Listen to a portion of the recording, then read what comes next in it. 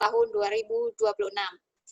Penekanan sebagai institusi pendidikan gizi yang unggul adalah institusi pendidikan yang mampu membawa setiap mahasiswa mencapai kompetensinya secara terukur dan mampu menunjukkan keahliannya dalam bidang gizi masyarakat dan klinik.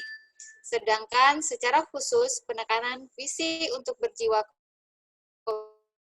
kewirausahaan dan kemampuan dalam mengembangkan ilmu kegizian dalam berbagai bidang usaha untuk pencegahan dan penanggulangan masalah gizi. Peningkatan kapasitas pendidik dan clinical instructor melalui kegiatan pelatihan komunikasi dan konseling ini sangat diperlukan untuk meningkatkan seiring dengan perkembangan ilmu dan teknologi, khususnya di bidang gizi, dan tentunya hal ini juga dalam rangka peningkatan pelayanan kesehatan kepada masyarakat. Komunikasi adalah sendi dasar terjadinya sebuah interaksi sosial antara yang satu dengan yang lain, saling tolong-menolong, saling memberi dan menerima, saling ketergantungan, yang pada intinya bahwa dengan berkomunikasi akan terjadi kesepahaman atau adanya saling pengertian antara satu dengan yang lain. Sedangkan konseling merupakan suatu bantuan yang diberikan kepada individu untuk memecahkan masalah kehidupannya dengan cara yang sesuai dengan keadaan yang dihadapi individu untuk mencapai kesejahteraan hidupnya. Untuk itu, kegiatan konseling tidak dapat berjalan apabila seorang konselor tidak mempunyai keterampilan komunikasi yang baik. Komunikasi yang efektif tentunya juga sangat dibutuhkan dalam kegiatan konseling gizi, di mana konseling gizi adalah serangkaian kegiatan untuk menanamkan dan meningkatkan pengertian, sikap, dan perilaku sehingga membantu masyarakat mengenali dan mengatasi masalah gizi melalui pengaturan makanan dan minuman yang tentunya dilakukan oleh ahli gizi, nutrisionis, atau dietitian. Para hadirin peserta pelatihan, dengan pelatihan ini diharapkan Bapak Ibu dosen dan CI dapat meningkatkan pemahaman tentang komunikasi dan konseling gizi yang tentunya akan dapat memberikan ilmunya kepada mahasiswa untuk meningkatkan kompetensi mereka sebagai calon ahli gizi di masa depan yang profesional. Jadi sebenarnya dosen dan CI ini juga sama-sama pendidik. Kalau dosen secara formal memberikan pengetahuan di kampus, sedangkan CI memberikan pengalaman. Dan tentunya pengalaman tidak kalah penting dari pengetahuan. Untuk itu, pada kesempatan ini saya juga mengucapkan terima kasih atas kerjasama yang terjalin baik dari Bapak Ibu CI dalam upaya mendidik generasi, khususnya putra-putri Bangka Belitung. Hadirin yang saya hormati, demikianlah yang dapat saya sampaikan. Semoga pelatihan ini berjalan lancar. Semoga Allah Subhanahu wa Ta'ala senantiasa melimpahkan rahmat dan karunia-Nya kepada kita semua dalam upaya kita menjalankan roda pembangunan kesehatan untuk membawa masyarakat kita menjadi lebih baik. Dengan mengucapkan Bismillahirrahmanirrahim, pelatihan komunikasi dan konseling gizi secara resmi saya nyatakan dibuka.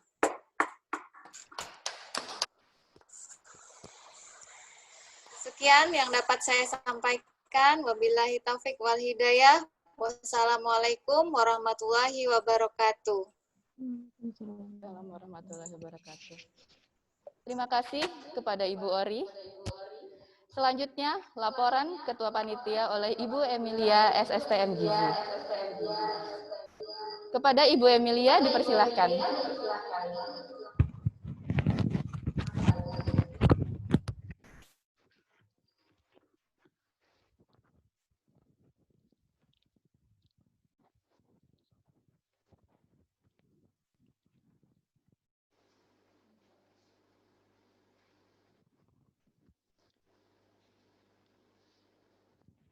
Assalamualaikum warahmatullahi wabarakatuh. Selamat pagi dan salam sejahtera bagi kita semua. Yang terhormat Ibu Fitri Hudayani, SSIT, SGZ, MKM, RD, selaku narasumber. Ibu, selamat datang Bu ya ke acara webinar konseling dan pelatihan acara komunikasi dan konseling gizi, dan terima kasih atas kesediaannya menjadi narasumber. Kemudian Direktur yang terhormat, Direktur Poltekkes ya, yang mewakili Ketua Jurusan Gizi. Kemudian yang terhormat pada peserta pelatihan webinar komunikasi dan konseling gizi. Puji dan syukur senantiasa kita panjatkan kehadiran Tuhan Yang Maha Esa karena atas berkat dan rahmat-Nya hari ini pada tanggal 16 Juli 2020 terselenggaranya kegiatan pelatihan komunikasi dan konseling gizi jurusan Gizi Poltekkes Kemenkes Pangkal Pinang. Adapun temanya adalah peningkatan kapasitas dosen dan instruktur melalui pelatihan komunikasi dan konseling gizi. Latar belakang pelaksanaan kegiatan ini adalah sebagai institusi pendidikan yang menghasilkan lulusan diploma 3 gizi, Poltekkes Kemenkes Pangkal Pinang khususnya pengelola jurusan gizi tentunya mengharapkan setiap lulusan memiliki kompetensi yang optimal baik di bidang klinik, institusi maupun masyarakat. Oleh karena itu, maka dengan pelatihan ini tujuannya adalah agar peserta didik dapat mencapai kompetensinya dengan dilatih oleh tenaga didik dan clinical instructor yang memiliki pengetahuan dan keterampilan mengenai komunikasi dan konseling gizi. Output yang diharapkan. Jadi kegiatan pelatihan ini diharapkan mempunyai output yang positif. Peserta mendapatkan ilmu dan keterampilan dalam melakukan komunikasi dan konseling gizi. Peserta dapat memahami dan memberikan bimbingan terbaik sehingga tercapainya kompetensi mahasiswa dalam proses pembelajaran. Waktu dan tempat pelaksanaan. Waktu dilaksanakan selama 2 hari. Tanggal 16 dan 17 Juli 2020, pelaksanaan dilakukan dengan metode daring.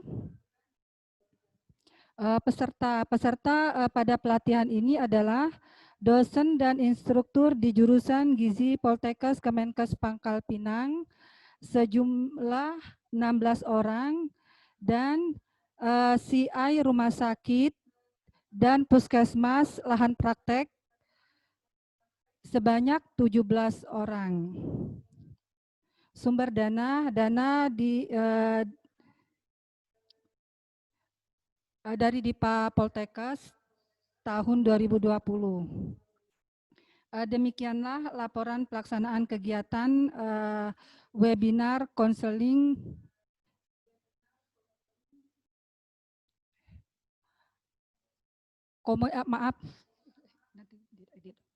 demikianlah pelatihan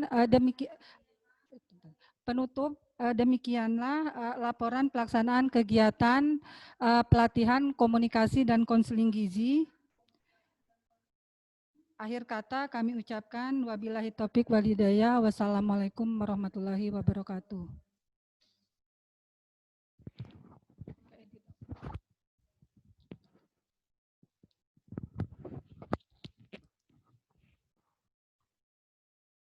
Terima kasih kepada Ibu Emilia selaku Ketua Panitia.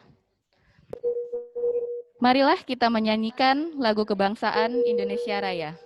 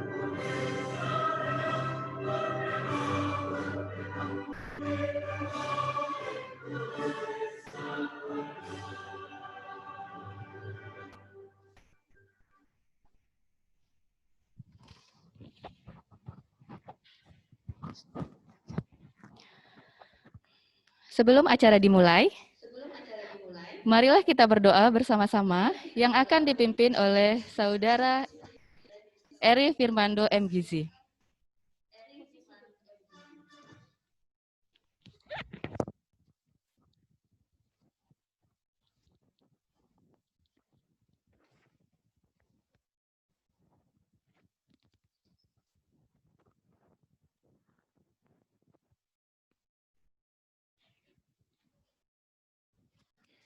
Assalamualaikum warahmatullahi wabarakatuh. Selamat pagi, salam sejahtera untuk kita semua. Baiklah, untuk memulai acara kita pada pagi hari ini, izinkan saya untuk memimpin doa, yang mana doa kali ini insya Allah akan saya pimpin secara Islam, bagi yang beragama Muslim untuk bisa menyesuaikan. A'udzubillahi minasyaitonirrajim. Bismillahirrahmanirrahim. Hamdani wa fi ni'amahu wa yukafi'u mazida. Ya Rabbana lakal hamdu kama yanbaghi li jalali wajhikal karimi wa azimi sultanik. Allahumma salli ala Sayyidina Muhammad wa ala ali Sayyidina Muhammad. Ya Allah, Ya Rahman, Ya Rahim,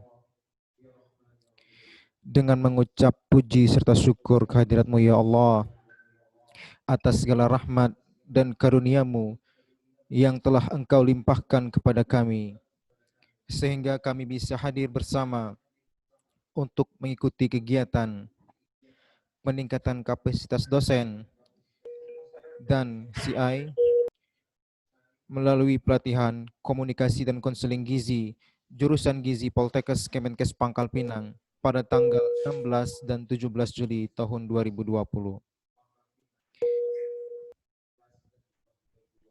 Ya Allah, Ya Rahman, Ya Karim, jadikanlah acara kami ini sebagai acara yang Engkau ridhoi ya Allah, yang membawa berkah, rahmat, taufik dan hidayah-Mu untuk kami semua.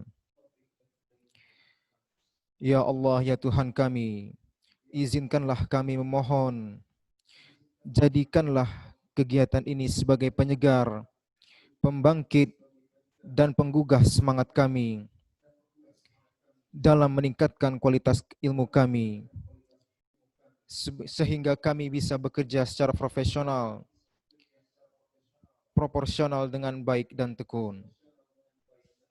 Ya Allah, ya Tuhan kami, limpahkanlah kami kesehatan, kekuatan, kemudahan, dan keikhlasan dalam mengikuti acara workshop pada masa pandemi ini ya Allah.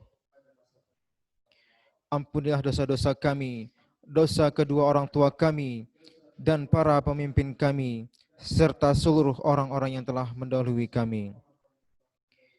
Rabbana atina fid dunya hasanah wa fil akhirati hasanah wa qina azabannar.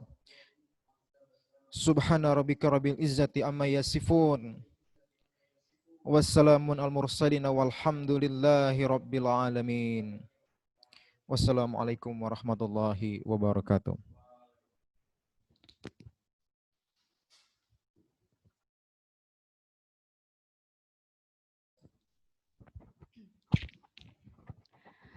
Baik, kita buka acara ini sama-sama membaca Bismillahirrahmanirrahim.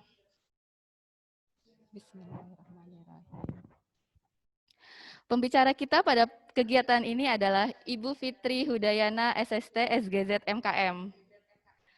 Assalamualaikum Ibu. Selamat pagi. Selamat datang di Poltekkes Kemenkes Pangkal Pinang, walaupun hanya sebatas virtual. Izinkan saya membacakan sedikit CV Ibu, karena ini banyak sekali Bu ya, luar biasa sekali. Ibu Fitri Hudayani, SST, SGZ, MKM, beliau adalah ahli gizi saat ini di Rumah Sakit Cipto Mangunkusumo.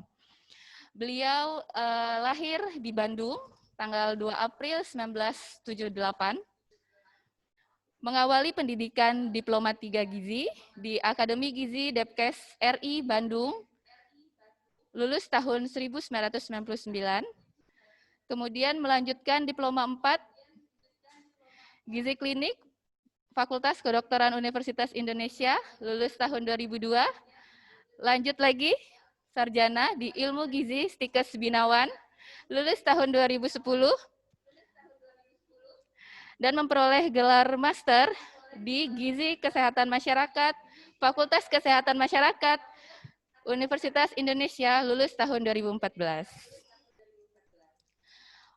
Beliau pernah bekerja di Rumah Sakit Medika Permata Hijau sebagai Kepala Instalasi Gizi pada tahun 2002 sampai 2003. Kemudian pernah bekerja di Rumah Sakit Permata Cibubur sebagai Kepala Unit Gizi pada tahun 2003 sampai 2005. Kemudian sekarang hingga saat ini dari tahun 2005 bekerja di RSUPN Dr. Cipto Mangunkusumo. Pernah di posisi sebagai dietitian penanggung jawab ruang rawat. Kemudian pernah juga sebagai penanggung jawab asuhan gizi rawat inap RSCM. Kemudian sebagai koordinator pelayanan gizi dan pengendalian mutu. Dan saat ini sebagai koordinator pengembangan gizi. Luar biasa sekali. Aktif di organisasi ASDI sebagai sekretaris dan sebagai ketua DPP Bidang Pendidikan dan Pelatihan Persagi. Beliau banyak mengikuti pelatihan, terutama khususnya di nefrologi, kemudian fokus ke HIV dan nutrition. Mengikuti berbagai seminar, seminar nasional maupun internasional. Kemudian pernah menjadi narasumber atau fasilitator, terutama di pelatihan PAGT secara nasional. Kemudian edukasi dan konseling gizi juga. Penelitian dan publikasi, pernah mempresentasikan poster di Congress of Dietetic Bangkok. Kemudian juara 2 Dietitian Contest di Surabaya. Pemenang hibah penelitian SCM tahun 2014. Presentasi poster pada The Korean Society of Nephrology.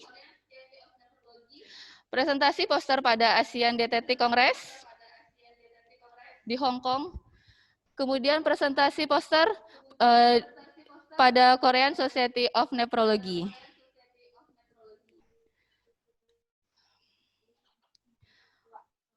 Aktif juga dalam menyusun buku, kurikulum, dan modul. 5 tahun terakhir ini menyusun kurikulum dan modul pelatihan tata laksana gizi. Kemudian revisi standar kompetensi tenaga gizi Persagi dan PPSDM Kemenkes RI, tim penyusun kurikulum modul pelatihan perencanaan menu, kemudian anggota tim penyusun kurikulum dan modul pelatihan edukasi dan konseling gizi pada penyakit tidak menular, anggota penyusun revisi jabatan fungsional nutrisionis, Direktorat Gizi Kemenkes RI, sebagai anggota tim penyusun pedoman asuhan gizi Puskesmas Direktorat Gizi Kemenkes RI, sebagai ketua tim penyusun SKKNI Dietitian, anggota tim penyusun modul tata laksana gizi buruk pada anak balita UNICEF. Kepada Ibu Fitri, waktu dan tempat kami persilahkan.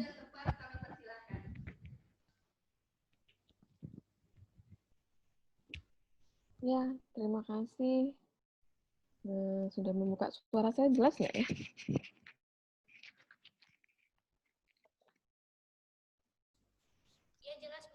Jelas, Bu. Sudah jelas ya. Saya boleh dijadikan host supaya saya bisa share dari sini? Oh, udah ya, sudah baik. Saya coba share screen dulu ya.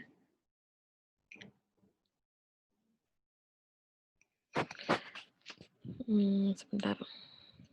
Belum bisa. Ya, udah. Sebelumnya mohon maaf, mungkin nanti akan agak keputus-putus karena di tempat saya memang baik. Jadi apa namanya? Mohon dimaklum aja.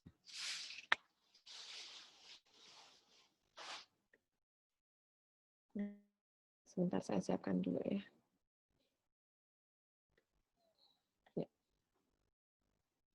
Ya.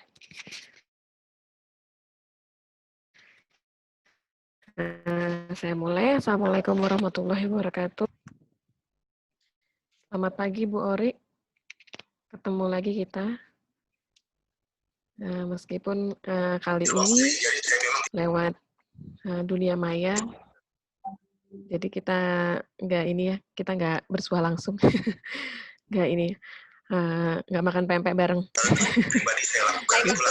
Nggak apa-apa.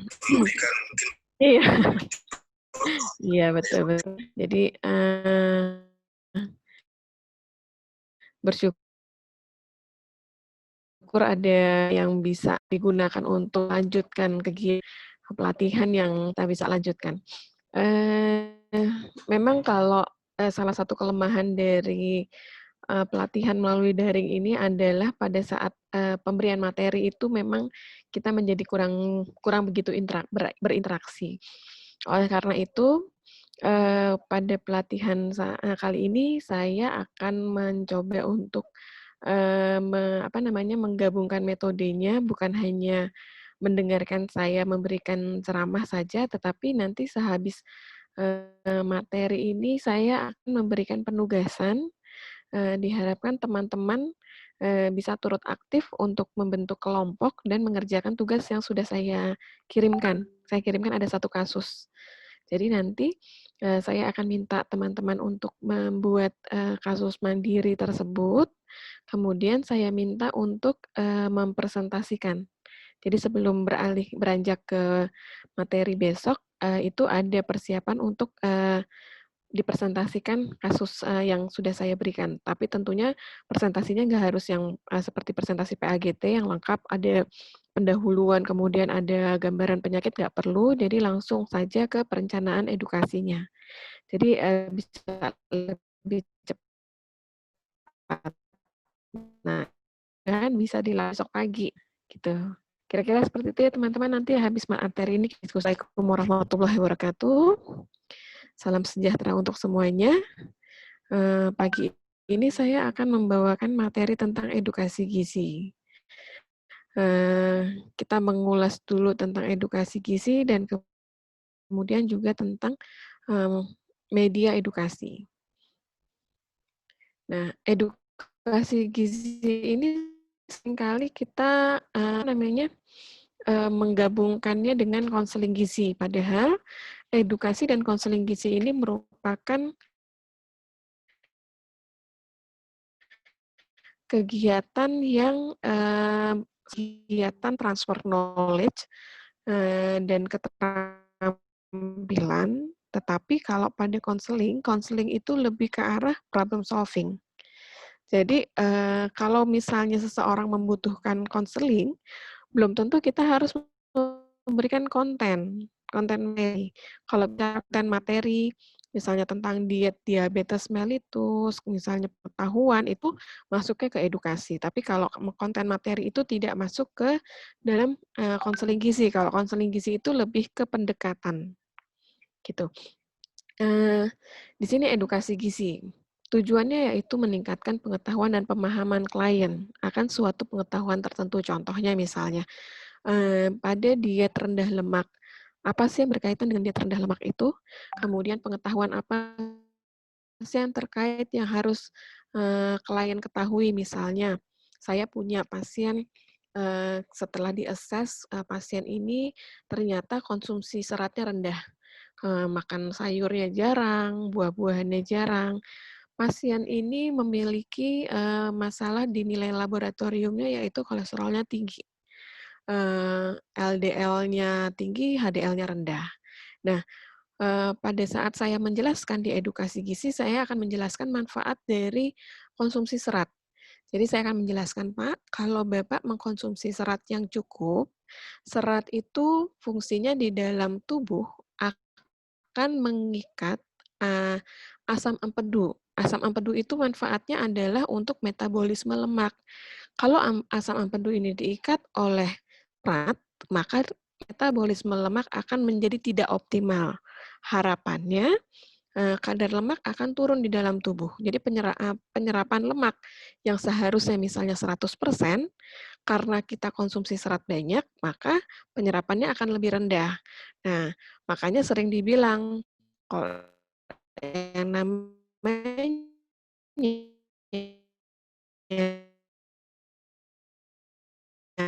selesa membawa tubuh. Itu merupakan sebuah pengaruh gizi. Nah, biasanya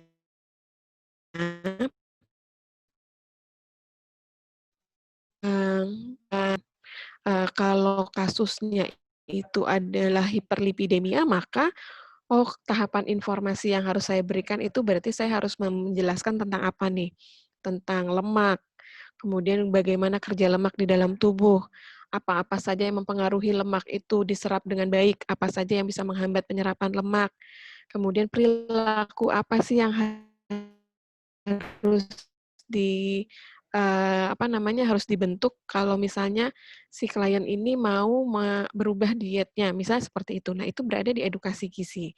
Nah, edukasi gizi ini bersifat individu dan kelompok. Jadi, boleh aja misalnya saya berkunjung ke satu kabupaten, misalnya di kabupaten tersebut ternyata data masyarakat dengan obesitasnya tinggi, kemudian pada saat dilakukan medical check up sederhana oleh puskesmas, ternyata angka hiperlipidnya tinggi, maka kita lakukan edukasi kelompok, itu boleh. Jadi kalau edukasi gizi bisa individu maupun juga kelompok. Nah, dalam edukasi individu pada umumnya kegiatannya disatukan, divariasikan dengan konseling. Karena biasanya ini kenapa divariasikan dengan konseling? Karena terkait dengan perilaku atau perilaku dan kemudian penghambat-penghambat perubahan perilaku itu. Misalnya ternyata ada masalah di keluarga, contohnya pengadaan makanannya kurang atau misalnya motivasinya kurang, sehingga perlu adanya pembentukan motivasi, meningkatkan motivasi, kesadaran. Nah, itu pendekatan melalui konseling. Nah, kalau pada kelompok kita tidak mungkin pendekatannya juga dengan konseling karena problem solving satu persatu orang itu akan berbeda. Kemudian juga sumber daya secara mental individu akan berbeda. Makanya kalau misalnya dalam kelompok kita tidak menggunakan konseling gizi untuk kelompok. Ini tujuan edukasi, pertama meningkatkan pengetahuan, kita mengubah sikap, mengubah perilaku. Harapannya kalau orang sudah tahu seperti pasien tadi, si bapak yang hiperlipid tadi, Kalau dia udah tahu ternyata salah satu yang cara yang bisa membantu dia menurunkan kadar lemak di dalam tubuhnya adalah konsumsi serat. Maka harapannya dia akan merubah perilaku makannya. Paling tidak dalam setiap makan dia akan mencari sayur.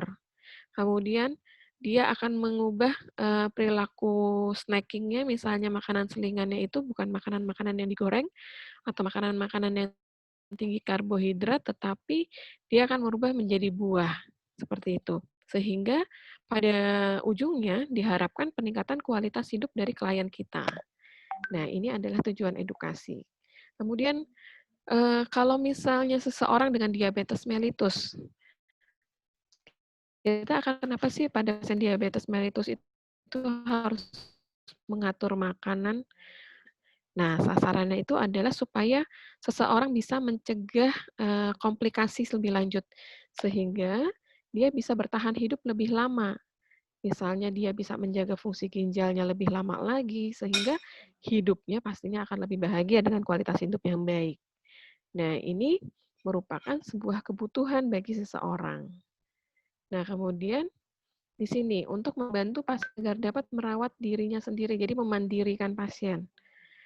Sehingga komplikasi yang timbul dapat dikurangi. Misalnya, kita memberikan pengetahuan kepada seseorang, misalnya dia itu bekerja, kita kasih kasih pengertian apa sih makanan yang harus dipilih, beli di mana sih makanan-makanan tersebut. Atau misalnya kalau di Pulau Bangka, petani atau banyak nelayan, kira-kira kalau pergi itu harus apa sih yang dibawa makanannya? Istrinya harus menyiapkan apa sih, misalnya kalau misalnya, mmm, klien kita itu berladang misalnya, apa yang harus disiapkan. Nah, sehingga dia, bisa merawat dirinya sendiri. Nah, balik lagi, komplikasi yang akan timbul bisa kita kurangi. Kemudian agar pasien tetap produktif, sehingga dapat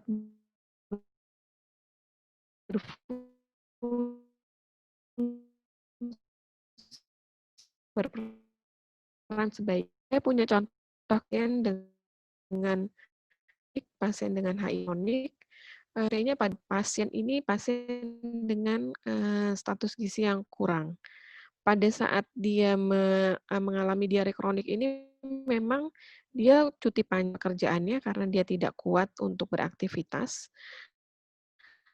Eee, Kendala pada ketidakpatuhan untuk menjalankan dia tidak tahu kalau dia harus mengkonsumsi, air minum itu jadi yang diperhatikan bukan cuma makanan tetapi air minum. Jadi dia masih mengkonsumsi es yang beli di luar, yang kemungkinan esnya itu adalah air mentah, sehingga walaupun dia sudah mendapatkan antibakteri, mendapatkan anti jamur, dia tetap diare. Tapi tetap makanan apa saja yang tidak, boleh dikonsumsi, kemudian bagaimana cara mengolah makanan yang, sehat dan aman, kemudian kita ajarkan juga modifikasi, makanan yang bisa dikonsumsi karena si pasien ini senang sekali minuman-minuman manis, sehingga kita berikan, pengetahuan alternatifnya apa-apa saja. Kunjungan bulan ketiga, klien sudah membaik dengan diare yang sudah, bisa teratasi, berat badan sudah mulai naik. Di bulan ke-6 klien sudah bisa seperti biasa. Dia itu adalah orang SPG salah satu departemen store, jadi dia sudah bisa kembali lagi bekerja, dia sudah bisa mendapatkan gaji bulanannya, sehingga dia bisa berfungsi dan berperan dengan sebaik-baiknya di dalam masyarakat, ya sesuai dengan perannya dia sebagai seorang SPG. Nah, dari contoh ini kita bisa lihat bagaimana kita bisa memperbaiki, eee, produktivitas dan hidup seseorang melalui edukasi gizi. Apa saja yang harus kita beri, pengetahuan yang harus kita, sampaikan kepada klien.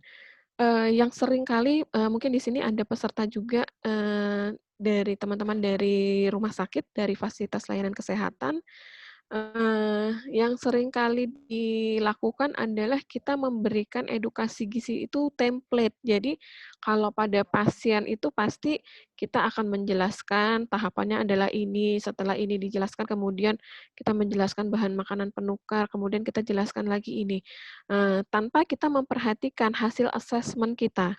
Jadi pada saat kita mengakses, perbedaannya kalau kita sasarannya itu misalnya taruhlah rawat jalan, kita sasarannya itu adalah keperubahan, pengetahuan, sikap perilaku, maka kita harus mengakses terkait dengan kapasitas seseorang ini mengenai pengetahuannya dia, bagaimana dengan sikapnya dia, bagaimana dengan perilakunya dia. Sehingga pada saat kita memberikan intervensi, kita tahu nih penekanannya di mana. Dia itu kurang untuk apanya? Motivasinya kah? Sikapnya kah? Atau memang dia dari pengetahuan? Misalnya ada orang yang pengetahuannya kurang, tapi dia, sangat terbuka dengan, pesan-pesan yang kita berikan, sehingga kalau pada pasien seperti ini akan lebih mudah untuk berubah. Beda sama pasien yang sebenarnya dia itu well educated ya, dengan edukasi yang tinggi, kemudian dia itu adalah seseorang yang sangat memanfaatkan sekali, teknologi, jadi informasi-informasinya sangat banyak, dia rajin baca, apa namanya, rajin baca pengetahuan, tetapi dia tidak terbuka dengan informasi yang kita berikan, karena dia sudah punya input yang banyak dari luar. Itu akan sangat berbeda pendekatan kita pada saat kita memberikan pengetahuan. Dari pasien yang tadi dia tidak tahu, tetapi dia terbuka, dengan pasien yang dia sudah tahu banyak, tetapi dia kurang terbuka dengan kita.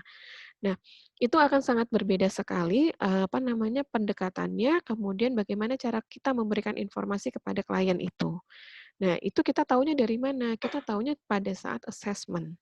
Jadi pada saat kita menyusun asuhan gizi itu, kalau sasaran kita adalah pasien-pasien rawat jalan atau pasien-pasien rawat inap yang akan, apa namanya, yang akan pulang, maka, pada saat kita memberikan asuhan gizi, kita menyusun asuhan gizi, kita melakukan assessment, itu penekanan-penekanannya akan berbeda dengan pasien-pasien yang dia itu baru masuk ruang rawat, kemudian kita akan melakukan asuhan gizi di rawat inap itu bagaimana, ya. Itu penekanannya berbeda. Jenis data yang dibutuhkan juga akan berbeda. Nah, kalau kesemuanya ini bisa kita capai, 1-4 ini bisa kita capai, maka tentunya kita bisa membantu dalam menekan biaya. Pasiennya ini diabetes, tapi dia sehat, produktif, tentunya akan sangat berbeda pada diabetes yang dia sudah mulai dengan adanya komplikasi. Ya, biaya pribadinya akan berkurang, jelas asuransi ya di BPJS-nya juga nggak banyak harus digunakan, ujung-ujungnya adalah beban biaya pemerintah akan lebih rendah kalau misalnya kita bisa menjaga kesehatan klien kita. Sasarannya siapa? Edukasi gizi ini sasarannya itu individu, kemudian kelompok, kemudian keluarga, ya. Ini, kalau biasanya terkait dengan kekurang pengetahuan. Nah, kita bisa explore lagi lebih jauh karena diagnosis ini contoh aja, tetapi bisa juga dengan yang lain. Ini bisa menjadi sebuah etiologi juga, misalnya apa namanya, domain kita gunakan ternyata masalahnya penyebabnya yaitu kurangnya pengetahuan. Ini juga bisa menjadi sebuah etiologi, ya. Nanti itu bisa kita coba latih pada saat kasus. Nah, ini sasaran edukasi pasien, keluarga, dan orang-orang yang beraktivitas sehari-hari bersama klien. Bisa lingkungannya, bisa lingkungan tempat kerja, kemudian lingkungan sekolah. Seperti sekarang di fase pandemi ini, misalnya kita menemukan ada salah satu dari masyarakat yang positif, maka di lingkungan masyarakat tersebut, maka kita berikan edukasi supaya dia bisa mencegah penularan, seperti itu. Nah, ini kalau individu berupa personal, kemudian pemberi pengetahuan tergantung dari masalah, jadi ini yang tadi saya katakan tergantung dari kebutuhan si klien tersebut. Dia butuhnya apa? Ada klien yang dia punya modal sudah banyak juga, klien yang dia nggak tahu sama sekali. Ya, itu akan berbeda dalam konteks pemberian edukasinya. Kemudian kelompok di sini penyuluhan, walaupun kelompok kita juga nggak apa namanya, diharapkan tidak langsung misalnya, oh saya mau penyuluhan nih tentang ibu hamil di puskesmas A misalnya, materinya tentang ini, misalnya seperti kita sudah menetapkan materinya. Baiknya pada saat kita menetapkan materi kita melakukan adime dulu pada kelompok tersebut. Jadi kita sebelumnya kita sudah mengakses dulu pada puskesmas A ini paling banyak masalah apa sih ibu hamil? Oh ternyata apa namanya persentase capaian ASI eksklusifnya rendah. Maka pada ibu-ibu hamil ini baiknya diberikan tentang manfaat ASI eksklusif misalnya. Apa namanya? Sehingga pada saat kita memberikan apa namanya materi itu akan jauh lebih tepat dibandingkan kita udahlah kita udah bikin program nih dalam setahun bulan ini tentang ini, bulan ini tentang ini. Padahal sebenarnya pengetahuan itu tidak terlalu diperlukan. Mungkin itu kalau dia tidak terlalu diperlukan, tapi kita rasa ini kan apa namanya ibu hamil harus tahu. Itu bisa kita gunakan media saja. Jadi kita tidak harus penyuluhan. Jadi itu media aja yang dibagikan kepada ibu hamil, kelompok ibu hamil tersebut. Nah, yang penyuluhan adalah penekanan-penekanan di mana masalah terjadi pada puskesmas A tersebut, misalnya.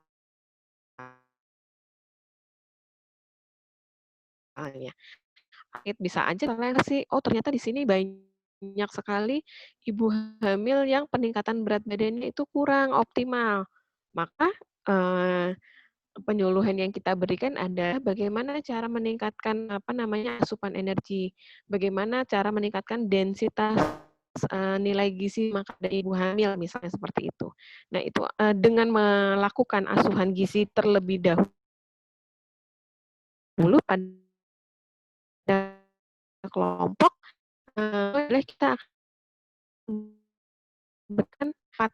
Jadi benar sesuai dengan jangan cuma syarat aja ya harus mengisi STR, harus ada apa poin pengabdian masyarakat, saya harus penyuluhan.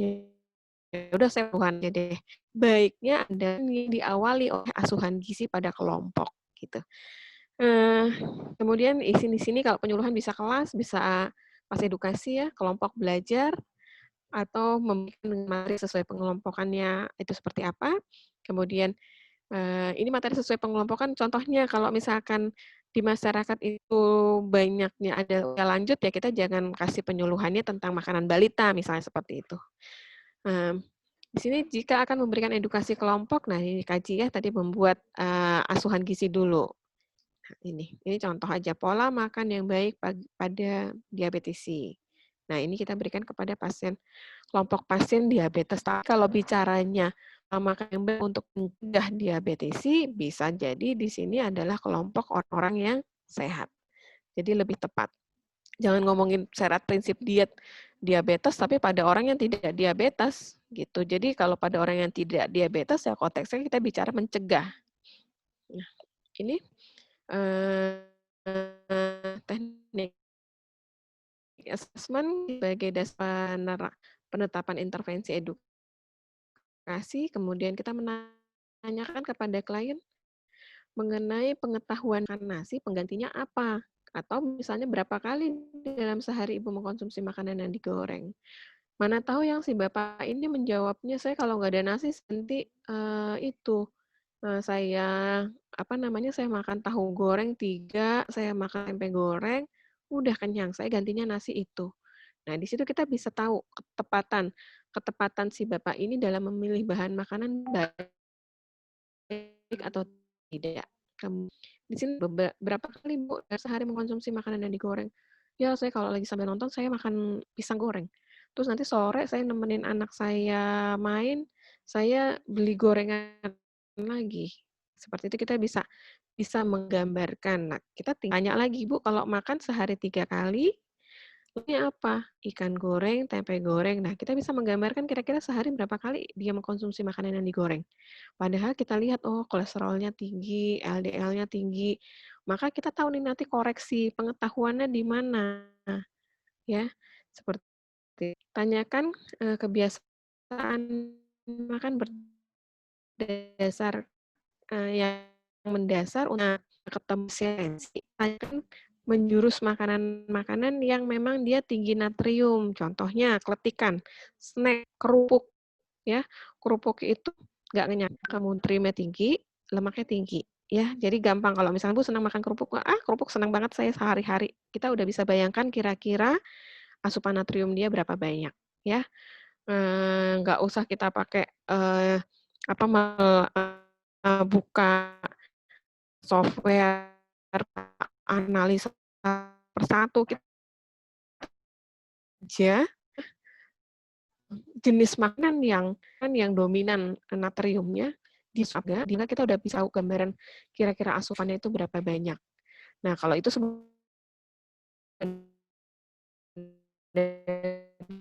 itu sama kalau di masyarakat sama seperti saya menggunakan diversity, jadi keragaman makanan, ya. Biasanya kan kita suka melakukan pengumpulan datanya pada atau usia produktif, misalnya wanita usia produktif kita lihat asupan sumber zat besinya bagus apa tidak. Nah, itu juga bisa metode itu bisa kita gunakan pada saat kita mau melihat praktik sehari-hari klien kita nih terhadap makanan tertentu. Nah, atau di sini Bapak, Ibu suka mengkonsumsi ikan asin atau telur asin nggak? Atau kan misalkan Filipina kira-kira apa sih makanan yang dominan asin di sana, yang menjadi kesukaan masyarakat? Tanya aja, dia suka nggak mengkonsumsi makanan itu? Hari-hari atau enggak? Kalau misalkan iya, kita udah bisa menyimpulkan tentang asupan natriumnya dia, ya. Jadi kita nggak usah kelamaan juga di depan pasien kita ngitung harus sekian miligram asupannya dia gitu. Nah, pertanyaan pada asesmen harus individual ya kalau dia jadi jangan template yang tadi saya bilang karena pasien diabetes satu dengan diabetes yang lain akan berbeda masalahnya. Kemudian ini akan menjadi sumber informasi. Review data terkait nilai laboratorium. Apakah si pasien ini paham atau tidak? Contohnya, Pak,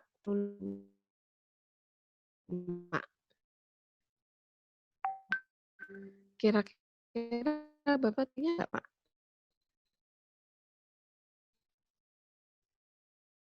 Ya, bisa kita namanya alami, kemudian makanya apa, dia tahu. Tapi kalau misalkan dia geleng-geleng, nggak ngerti, kita bisa tahu bahwa pemahamannya dia memang kurang untuk kondisi medisnya. Kemudian lakukan ini teknik asesmen lain bisa juga data sekunder ya. Kalau misalnya kita bisa mengumpulkan rata masalah gizi, misalkan ini kalau kita masalah gizi yang ada di kelompok tersebut atau concern dari suatu kelompok, misalnya saran itu dari saat itu ya, seperti itu ya. Kemudian kita atau kalau misalnya pada kelompok kita dapat juga membuat ya kalau sekarang udah gampang lah, misalnya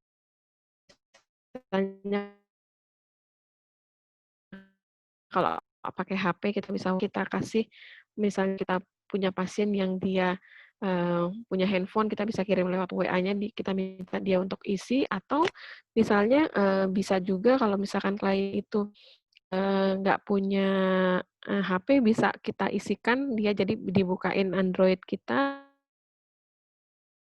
kemudian mereka membutuhkan bulan depan kita udah tahu, oh rata-rata klien kita tuh membutuhkan informasinya adalah ini, misalnya seperti itu.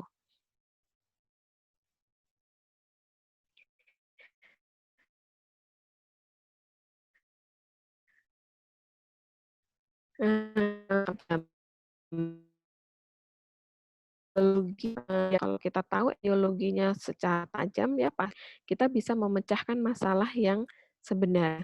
Misal tapi di jadi masalah adalah dia tidak punya cukup waktu untuk tur. Nanti kita edukasi bagaimana tips-tips mengatur dalam dalam menerapkan dibutuhkan, atau misalnya sumber daya ada, secara biaya tidak masalah. Kita masalahnya adalah dia tidak bisa mengolah. Dia nggak punya keterampilan mengolah makanan.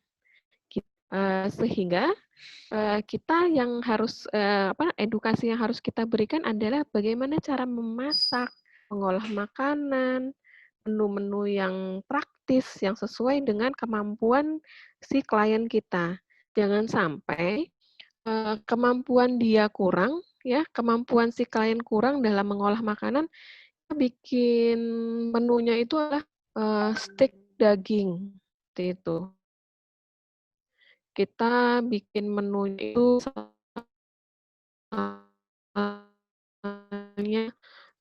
oh ya bagus anak tahu, padahal dia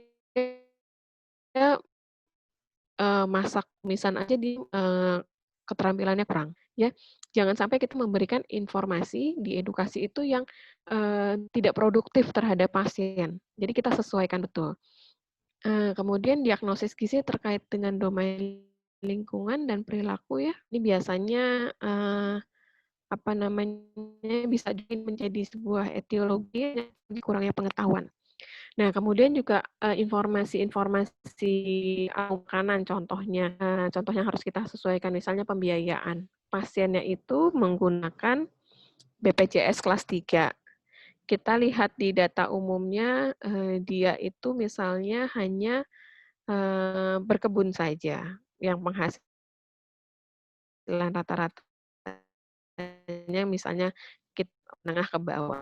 Nah, di kita tuh dietnya adalah makan pagi ayam goreng, makan situ, tapi kita tidak menjelaskan menu-menu alternatifnya. Misalnya bisa saja diganti telur, bisa saja diganti tahu, bisa saja diganti tempe, di mana nilai proteinnya itu, kemudian kualitas proteinnya juga sama. Jadi si klien kita jangan sampai nanti bapaknya TB misalnya, karena TB gizi kurang, kita kasih menu dietnya itu yang seperti tadi saya sebutkan, terus tiba-tiba karena dia ingin patuh dan ingin sembuh, kemudian dia memasakkan bahan makanan khusus untuk si bapak ini.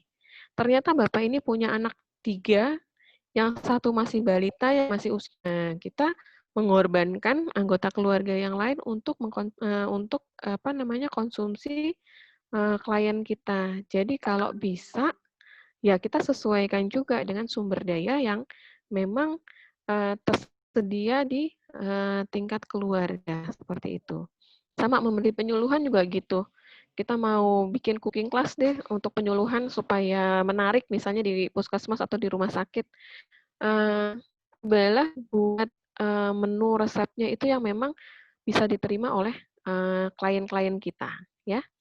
Nah, ini intervensi kita harus pelajari dan cara dan metode klien kita belajar. Misalnya daya tangkapnya gimana sih? Dia bisa membaca nggak klien kita?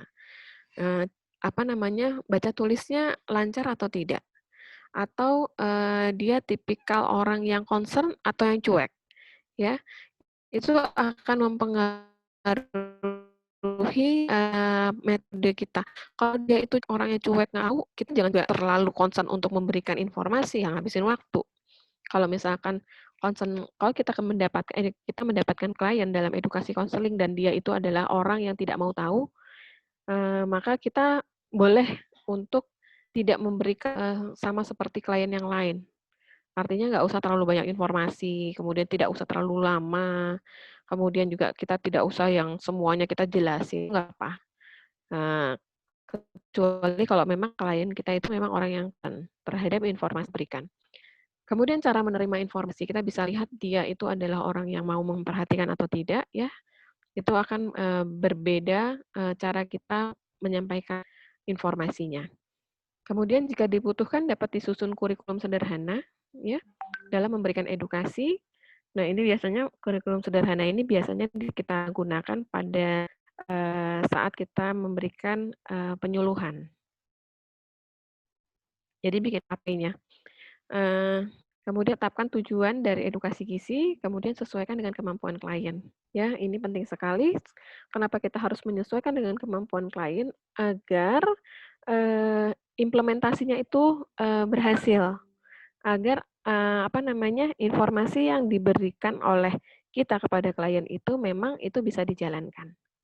Gunakan media edukasi dan alat bantu, ya, misalnya gambar, food model, leaflet, atau memang contoh makanan benarnya itu seperti apa. Seperti itu.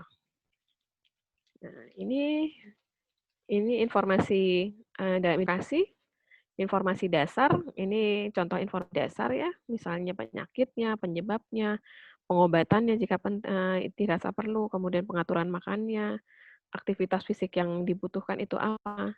Nah, ada juga dalam memberikan informasi, faktor yang perlu diperhatikan adalah kondisi pasien, baik kondisi fisik ya, tergantung berat ringannya penyakit, atau kondisi psikologis ya. Kita dapat klien dia baru tahu kanker misalnya, dia kondisi yang tidak stabil mentalnya, kita ngoceh terus, makan harus ini, nggak boleh ini, nggak boleh itu. Nah, kemungkinan reject akan tinggi, atau si klien akan menjadi merasa lebih berat beban mentalnya. Jadi kita sudah tahu kondisi penyakitnya sudah berapa lama. Oh, udah 5 tahun, Mbak, udah ini. Oh, kalau itu mah kita udah bisa sangat terbuka kepada pasien itu. Tapi kalau dia baru tahu, pada saat responnya juga kurang, nah itu kita jangan terlalu paksakan untuk memberikan informasi yang sebanyak-banyaknya, apalagi informasi yang kita berikan itu lebih banyak melarang, bentuknya larangan. Ya, jadi kita harus pilih-pilih juga. Kemudian, nih klien tadi ya, dia baru terdiagnosis, apa memang dia sudah lama, ya.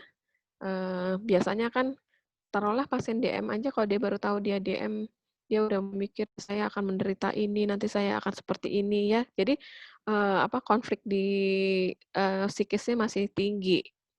Kita juga harus membatasi informasi kalau kita menemukan klien yang seperti itu.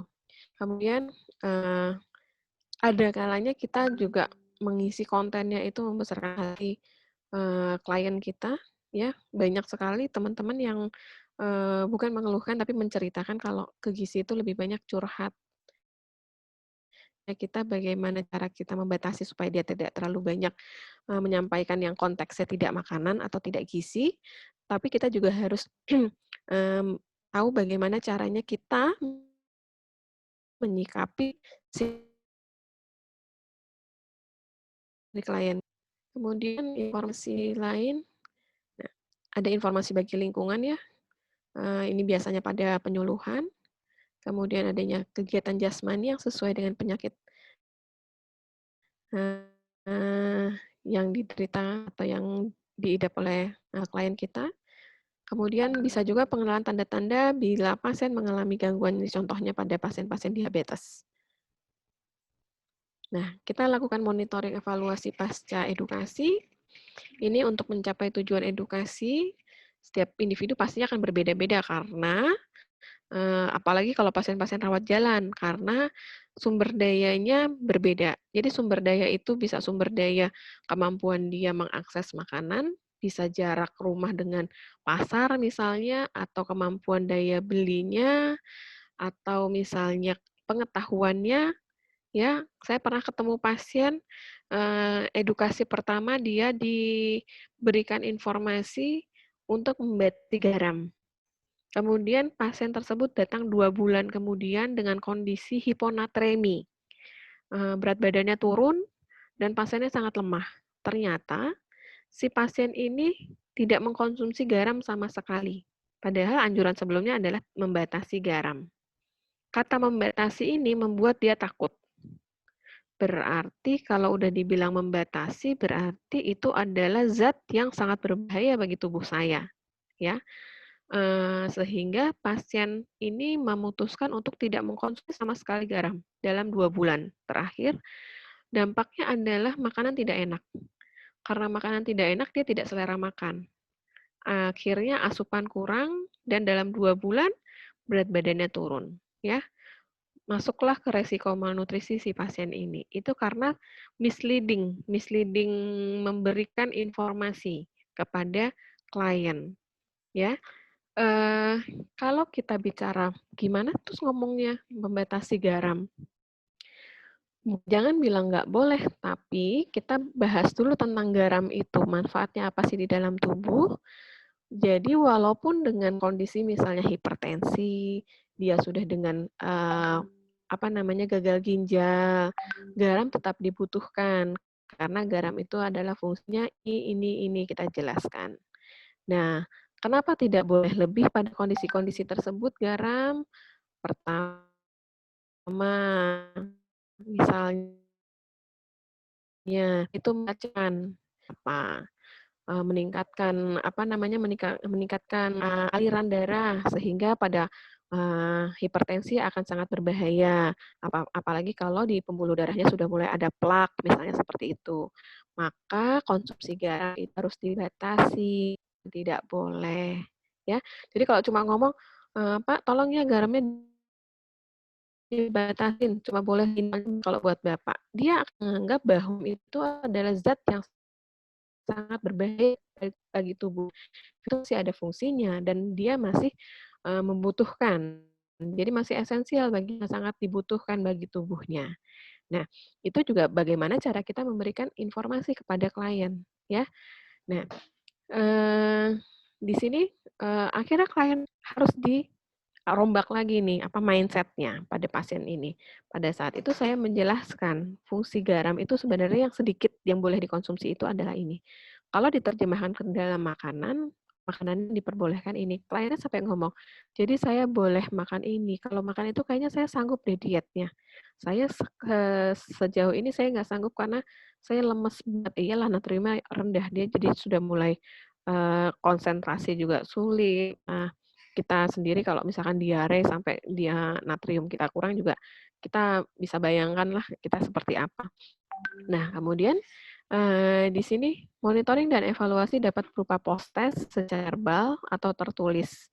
Jadi post-test kalau pada edukasi lisan, kalau penyuluhan ya bisa aja kita kasih lembaran post-test. Tapi kalau pada edukasi lisan namanya individu, kita bisa post-testnya dengan cara informasi awal yang kita berikan, kita tanyakan lagi di akhir. Pak, jadi kalau makan yang tadi, Bapak tadi kan menjawabnya kalau dia nggak makan nasi, gantinya gorengan. Kita tanya ulang lagi, kalau Bapak itu nggak makan nasi bisa diganti apa?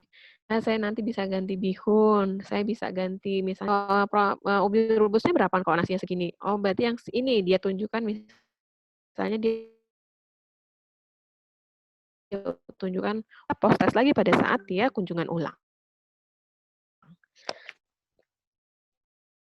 Nah, ini kita dapat 2-4 minggu berikutnya kita undang lagi si klien untuk datang, kita post-test. Jadi jangan langsung kita maksudnya kita evaluasi, kita sambil lihat informasi-informasi apa sih yang sudah kita berikan. Oleh karena itu kita butuh sekali pencatatan yang baik supaya kita tahu nih dulu si informasinya apa, ya. Nah, post-test ini juga bisa hasil post tadi itu kita dokumentasikan sebagai data assessment. Misalkan dia sudah bisa menyebutkan, itu nanti masuknya ke data assessment ya, dia menyebutkan misalnya pengganti nasi dan di A-nya itu titik 2 kita tulis klien sudah bisa menyebutkan bahan makanan penukar, ketahui penukar karbohidrat. Misalnya seperti itu menjadi data assessment kita. Misalnya klien sudah tidak mengkonsumsi gorengan ringan, tetapi sudah diganti dengan buah-buahan. Misalnya seperti itu. Itu menjadi data assessment kita yang berikutnya. Nah, dari data itu kita bisa mengukur apakah intervensi kita berhasil atau enggak. Pengetahuan yang kita berikan itu sesuai atau tidak. seperti itu. Nah, kemudian di sini ada juga kita harus ada apa namanya, kuncinya itu adalah cara kita berkomunikasi, bahan kita gunakan. Jadi kayak pasien tadi yang garam itu. Kemudian kita apa namanya, tingkah laku nonverbal. Kemudian kita harus mendengar si klien. Kalau misalnya kliennya kelihatannya nggak apa namanya, nggak memberikan perhatian kepada kita, bagaimana caranya kita untuk apa namanya, membuat informasi kita menarik bagi klien, ya. Kemudian di sini teknik motivasi secara persuasif edukatif, kemudian ada motivasi tekanan kelompok, kemudian ada juga dengan cara penerangan, menyadarkan si klien, kemudian bisa aja ada dengan imbalan atau kompensasi. Kalau kompensasi yang mungkin kita nggak bisa memberikan hadiah, tapi paling enggak, Mbak, kalau Mbak udah sehat lagi, nanti bisa loh kerja lagi, punya gaji lagi, bisa jalan-jalan lagi sama teman-teman. Bisa seperti itu merupakan kompensasi dari kalau dia kembali sehat, misalnya seperti itu. Jadi balik lagi, keterampilan kita dalam mengelola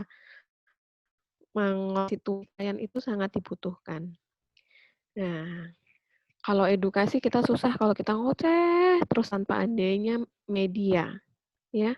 Media kita udah ngajarin panjang lebar, pasiennya pulang tangan kosong, sampai rumah dia udah nggak tahu nih, oh iya tadi Mbaknya ngomong apa ya? Tadi nggak boleh makan apa ya? Nanti pas itu akan yang terjadi adalah itu. Maka kita butuhkan adalah media edukasi untuk penunjangnya. Nah, menetapkan media kan. Kita lihat audiensnya itu seperti apa. Kemudian lakukan pengkajian sebelum kita menyusun media, susun topik yang menarik bagi audiens, kemudian tentukan tujuan spesifik, kan sumbernya. Kalau kita bikinnya itu adalah lembaran, ya sesuaikan. Kira-kira adalah itu. Oh, kalau di pas ke saya bisa nih sampai ke kita bisa share kita udah punya ini misalnya Android buat edukasi, itu lebih baik lagi. Jadi kira-kira yang kita mampu untuk berdayakan itu apa? Saya pernah punya pengalaman itu adalah di edukasi pada pasien HIV. Jadi pada saat saya pertama aktif di HIV itu saya dapat media edukasi dari teman saya di sebuah rumah sakit. Dia minta silahkan di print atau di fotokopi, gunakan saja. Saya udah gandakan, ternyata kurang membaca. Banyak sekali kata-kata HIV di lembaran tersebut. Dan itu bukan kata-kata yang diharapkan oleh klien untuk pulang. Karena banyak sekali klien sih keluarganya ada di warungnya. Sentikan.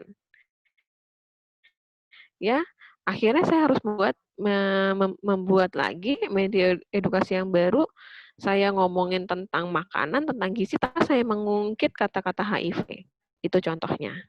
Atau misalnya seperti kalau sekarang pandemi COVID, kalau sekarang sudah biasa ya. Kalau dulu di awal-awal misalnya ada satu rumah didatengin sama tenaga kesehatan, karena kan kalau di Jakarta kalau dia ODP itu didatengin sama petugas puskesmas, itu pasti akan lingkungannya.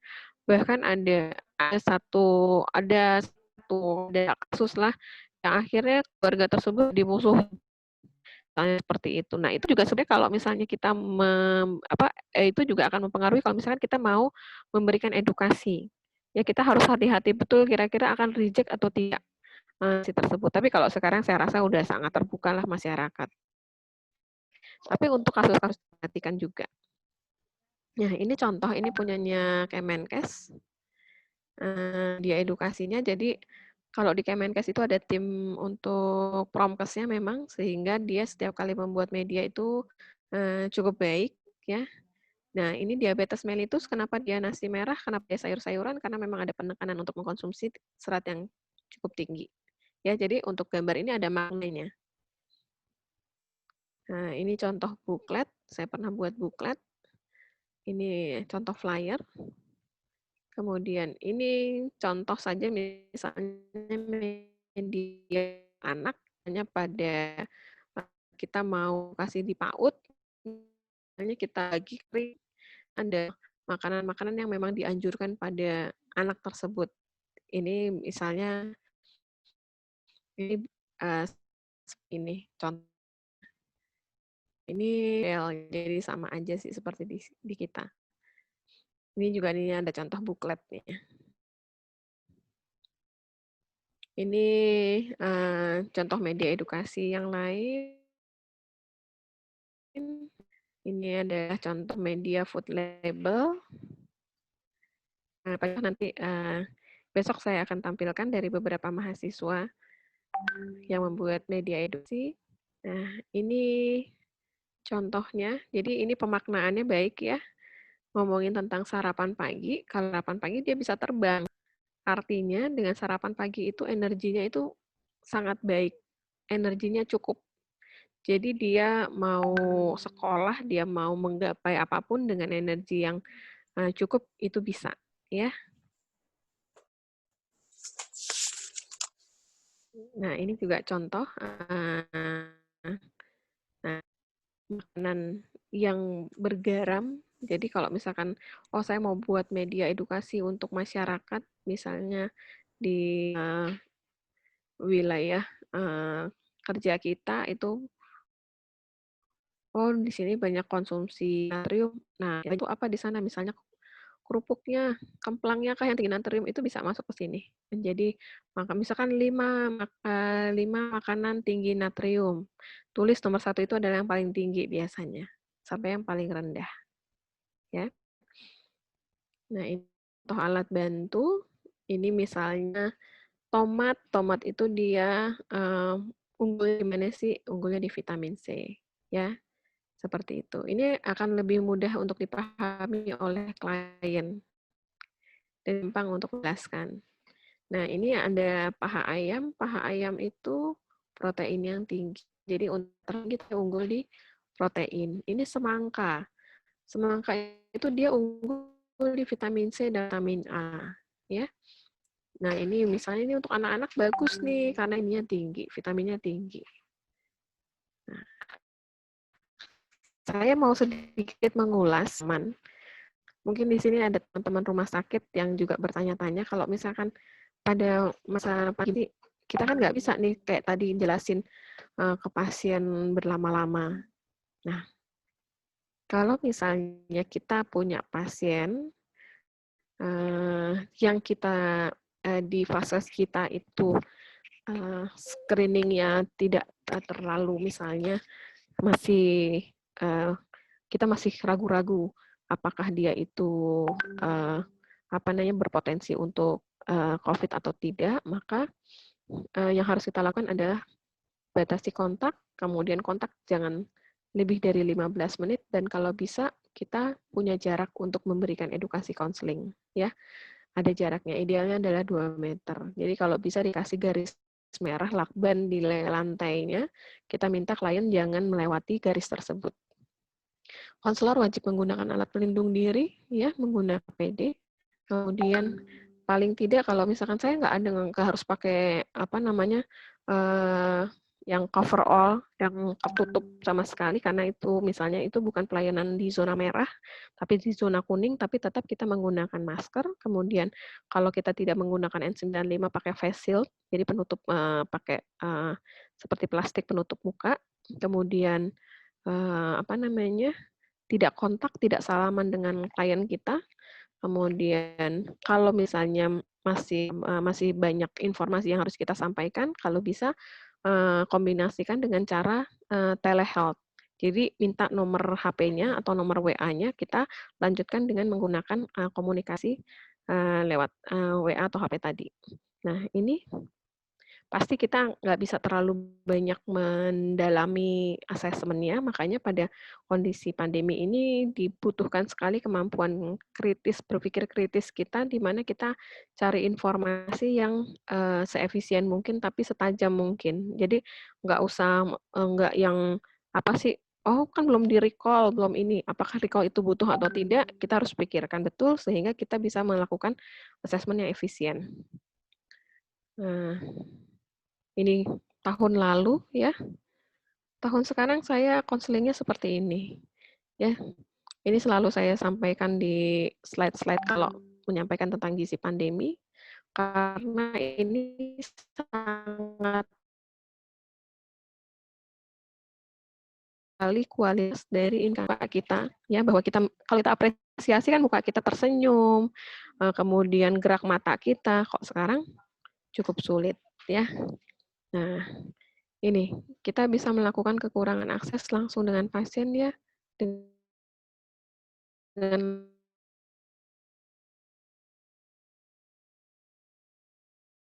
telehealth ini, gunanya kita aja mau navnya. Kalau cuma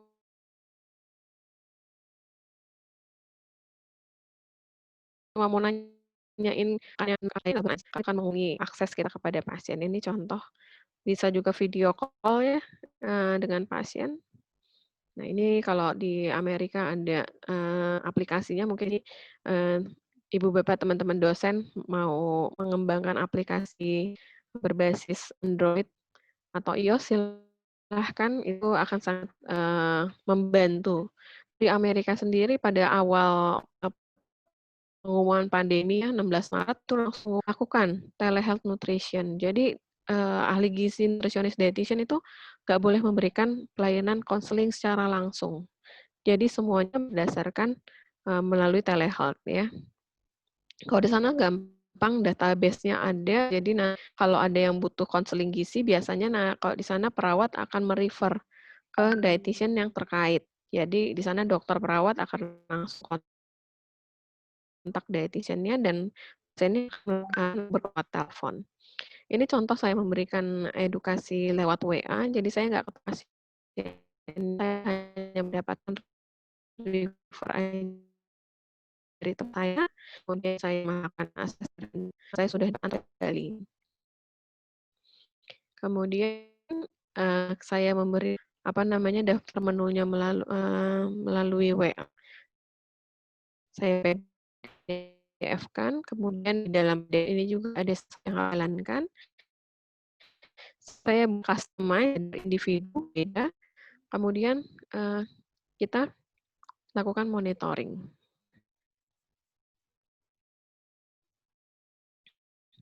Ini apa namanya?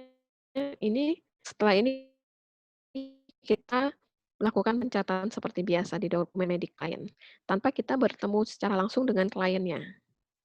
Ya, terima kasih. Demikian materi edukasi saya.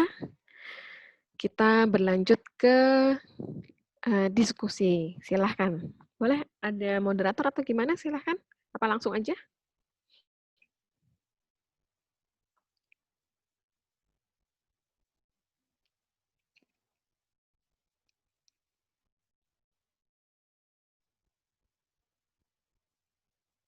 Kayaknya masih pada mute semua ya.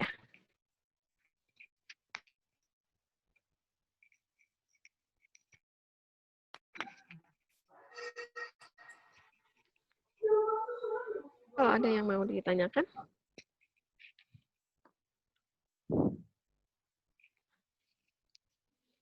Apa kita mau diskusi pembagian kelompok dulu? Kemarin sudah ini belum? Sudah bagi kelompok belum ya?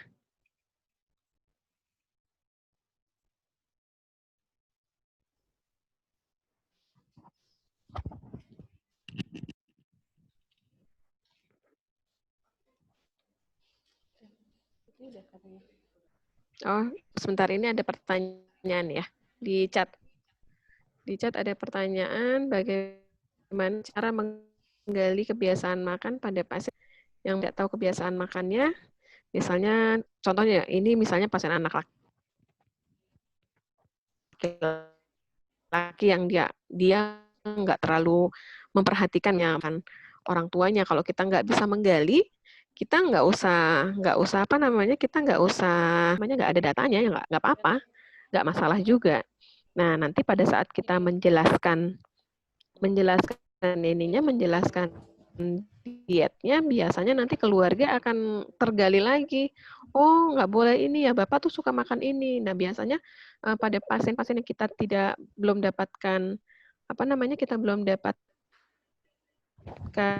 datanya, itu akan tergali justru pada saat kita memberikan informasi. Oh, berarti udah nggak boleh di ini lagi ya, Mbak ya. Ini harus diginiin, misalnya seperti itu. Soalnya Bapak suka. Nah, padahal pada saat pengkajian, keluarganya nggak ada yang ngomong. Kita memberikan informasi justru. Seperti itu. Ya, jadi nggak masalah sebenarnya kalau misalkan di awal dia belum ada belum memberikan informasi apa-apa. Ya. Ada langsung ke ini, apa namanya, mute-nya dibuka.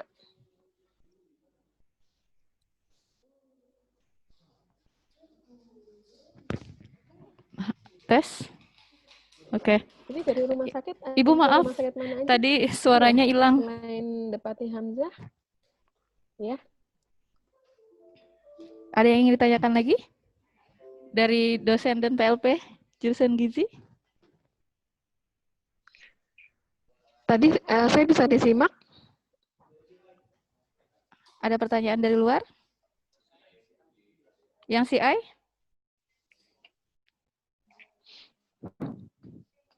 Berapa kelompok ya?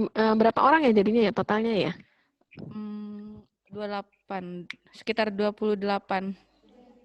28 kita bagi 4 kelompok aja. 28. Udah dibagi kelompok, Bu? Sudah. Berapa kelompok jadinya kemarin? Ada 4 kelompok. Saya sama Mbak Emi ya. Ya. 4 kelompok. Isinya siapa aja, saya terserah aja deh. Masing-masing ada sekitar 9 sampai 10 orang. 9 sampai 10 orang, ya. Ya, Bu. Yang paling mudah kalau misalkan satu institusi harus bergabung karena nggak semuanya di Poltekkes, silahkan. Saya hanya ini apa namanya, kasusnya menggunakan kasus yang kemarin saya kirim. Ya. Saya dibuatkan adimenya. Kasusnya kasus rawat jalan ya. Kasus rawat jalan. Saya minta dibuatkan adimenya. Kemudian perencanaan edukasi. Perencanaan edukasi itu terdiri dari tujuan edukasinya. Kemudian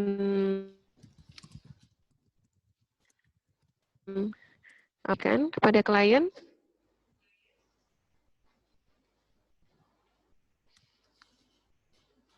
Nah, materi ini yang nanti akan disampaikan di media edukasi.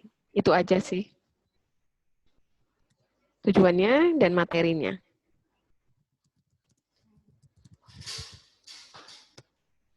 Masing-masing kelompok silahkan untuk berproses. Apa namanya? Untuk ininya, untuk apa namanya? Untuk penyusunan kerja kelompoknya. Jadi adime, kemudian adimenya itu di intervensi gizi nanti isinya adalah tujuan edukasi.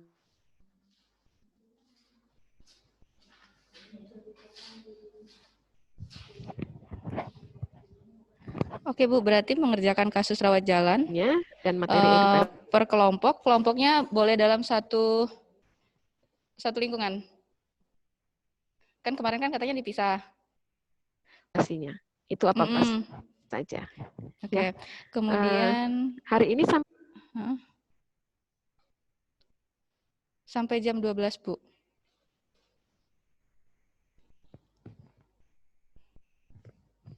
Halo.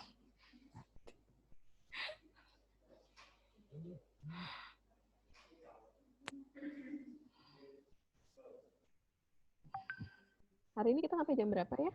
Sampai jam 12, Bu. Sampai jam 12. Iya. Sekarang jam 10. Kalau di saya jam 10, Pak. Iya, sama. Boleh kita mulai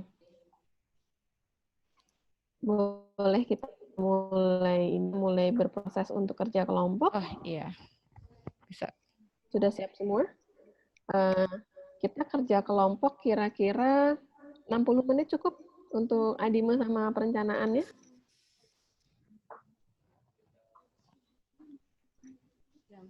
Cukup? Cukup ya, jam 11 saya akan kembali lagi untuk ini, untuk apa namanya, kita diskusi. Ya. Oke, Bu. Begitu ya? Ya, iya Bu, baik Bu. Ya, baik. Untuk materi pertama saya tutup dulu.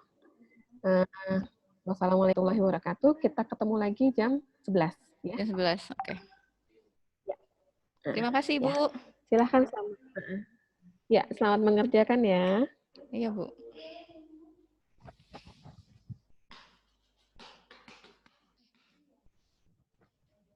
Eri, tolong aku di-hostkan.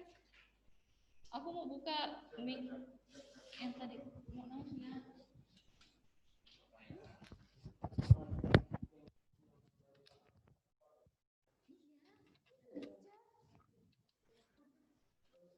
Halo, Assalamualaikum Uni.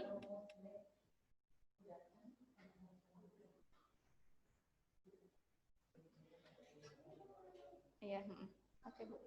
Kemarin tuh kita udah susunkan ini, udah susunkan kelompok. Cuman kan berubah jadinya. Iya.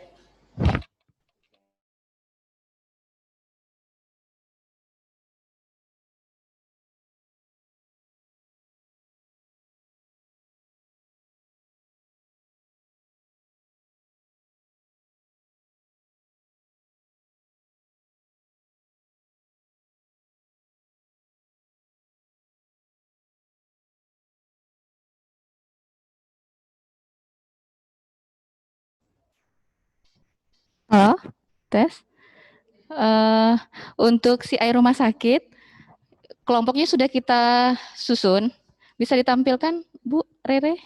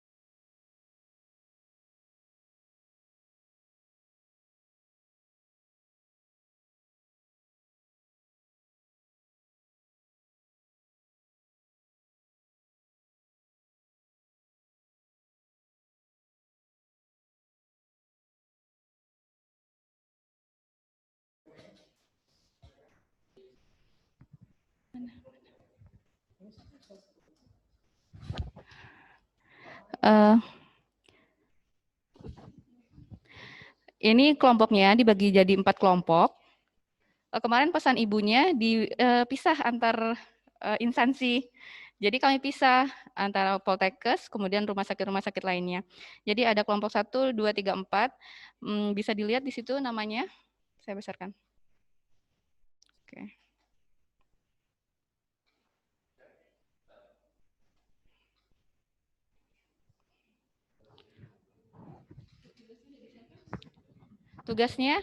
Tugas kasusnya sudah di-share sama Ibu Emilia.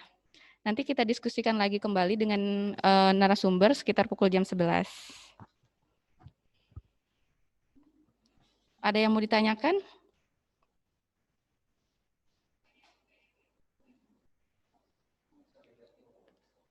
Dari CI rumah sakit?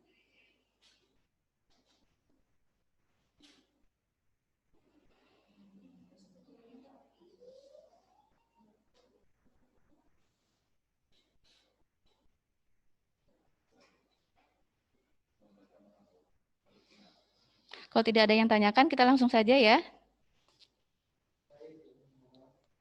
Oke.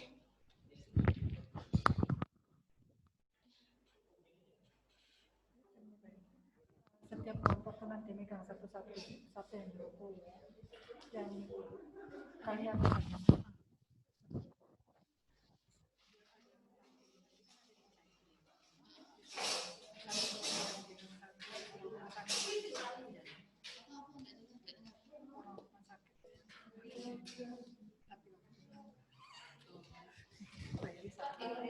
nanti orang pemilik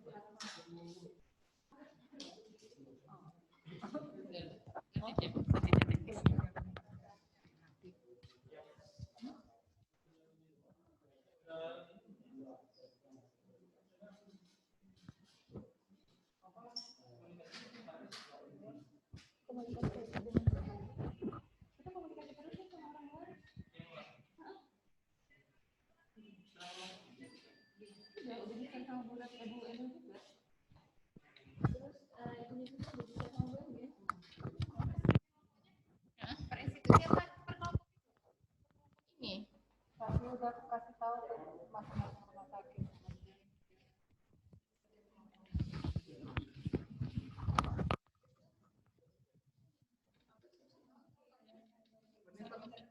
Kan